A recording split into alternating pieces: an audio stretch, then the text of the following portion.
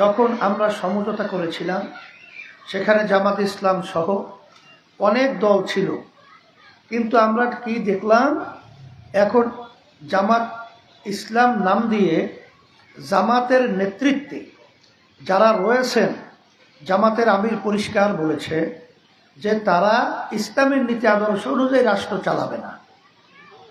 কথা ঠিক না? আপনারা শোনেন নাই?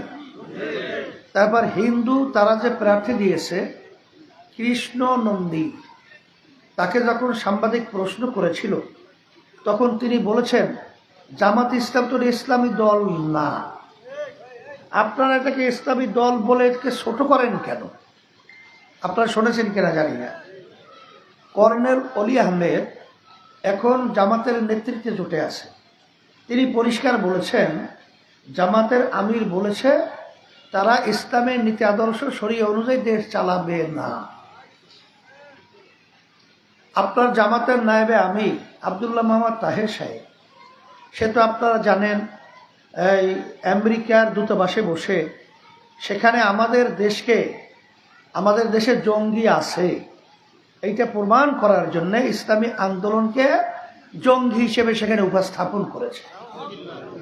কিন্তু আমরা বাংলাদেশের ইতিহাসকে দেখেছি যে আওয়ামী লীগ হোক বিএনপি হোক, কেউ কিন্তু কখনোই, যতই আমেরিকা ভারত বারবার চেয়েছিল যে আমাদের দেশে জঙ্গি আছে এটা প্রমাণ করার জন্যে, কিন্তু আওয়ামী লীগও বিএনপিও কোনোদিন এটা স্বীকার করে নাই, বলে নাই যে আমাদের দেশে জঙ্গি আছে।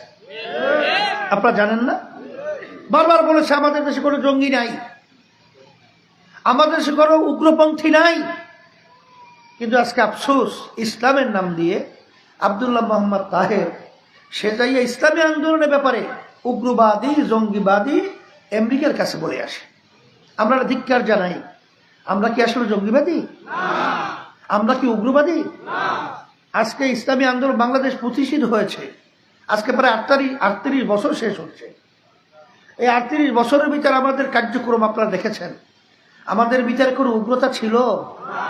বরঞ্চ আপনারা দেখেছেন 5ই আগস্টের পরে যখন এই দেশের ভিতরে অরাজকতা চলছে, তখন কিন্তু ইসলামী আন্দোলন বাংলাদেশ সংখ্যালঘুদের তারা কিন্তু তাদের জান মাল ইজ্জত বাড়ি ঘর সব হেফাজতের জন্য আমরা পাহারাদারের দায়িত্ব পালন করেছি, পাহারাদারির দায়িত্ব পালন করেছি।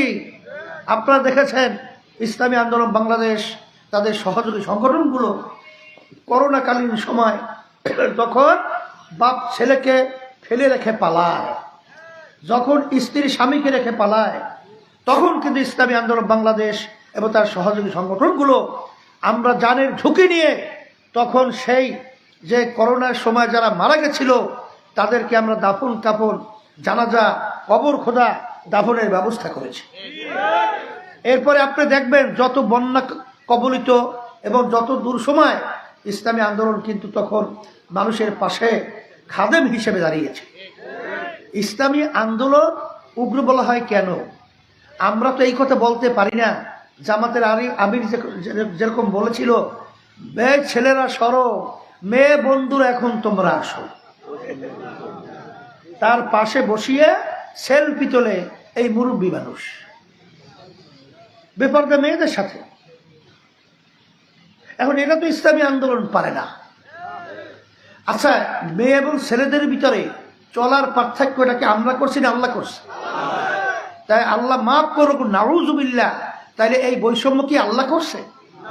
আল্লাহ মাফ করুক, তাহলে ঈমান থাকবে? মেয়েরা মেয়েদের অবস্থানে থাকবে, ছেলেরা ছেলেদের অবস্থানে থাকবে। মেয়েদের সম্মান সবচেয়ে বেশি দিয়েছে ইসলাম। এই জন্য আমি বলবো যে এই ধরনের আচরণ তো আমরা করতে পারি না।